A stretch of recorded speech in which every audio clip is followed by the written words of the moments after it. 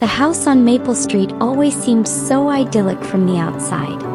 A manicured lawn, blooming flowers, the cheerful laughter of children. But behind those pristine walls, a different story was unfolding. A story of fear, of whispered secrets, and of a love that had long since turned toxic. Let's start from the beginning. Chapter 1. The beginning of the nightmare. Lauren never imagined that her life would spiral into a waking nightmare. When she first met Ethan, he was everything she had dreamed of: kind, successful, and devoted. He swept her off her feet, promising her a future filled with love and security. Their wedding was a picture-perfect event, and within a few years they had 2 children, Olivia and Jake. But the Ethan she had fallen in love with no longer existed. At first, the changes were subtle. He would snap at her over minor things: burnt toast, misplaced keys, a messy living room. Then came the isolation. He discouraged her from visiting friends, cutting her off from her support system. The physical abuse didn't start until after Jake was born. A shove here, a firm grip there, but always followed by apologies and tearful promises to change. Lauren believed him. He had to. For her children. Chapter 2. The warning signs no one saw. As the years passed, the abuse worsened.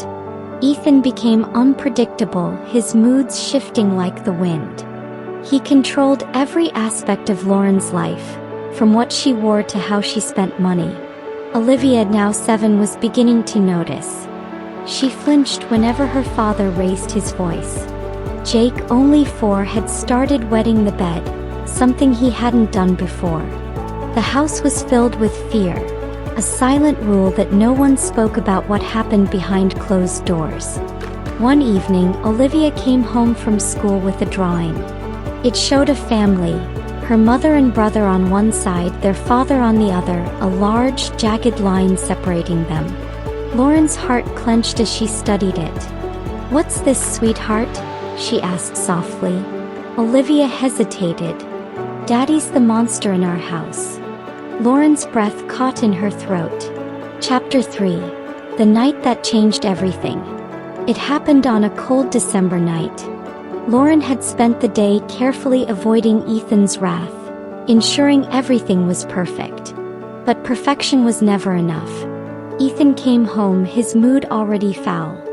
When Jake accidentally knocked over a glass of water, it was as if the world had ended. Ethan's face twisted in rage, and before Lauren could intervene, he struck Jake across the face. The sound echoed through the house. Olivia screamed. Jake crumpled to the floor, sobbing. Something inside Lauren snapped. She no longer felt fear, only a burning determination. Chapter 4. The escape plan. Lauren spent the next few days planning. She knew she couldn't stay. Not anymore. Every moment was a calculated risk. Waiting for Ethan to leave, gathering money she had secretly saved, and packing a small bag with essentials.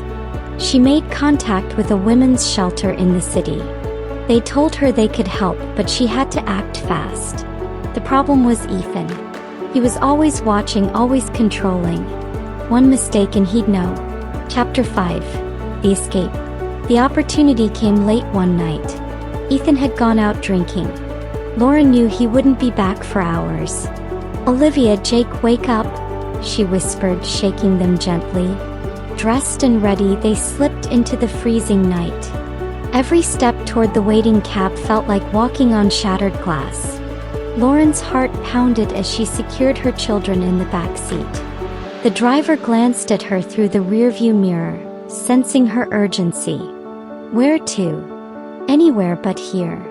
As the car pulled away, Lauren looked back one last time at the house where she had lost herself. She would never return.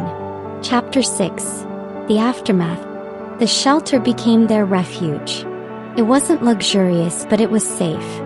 The children began therapy, slowly unlearning the fear that had shaped their young lives.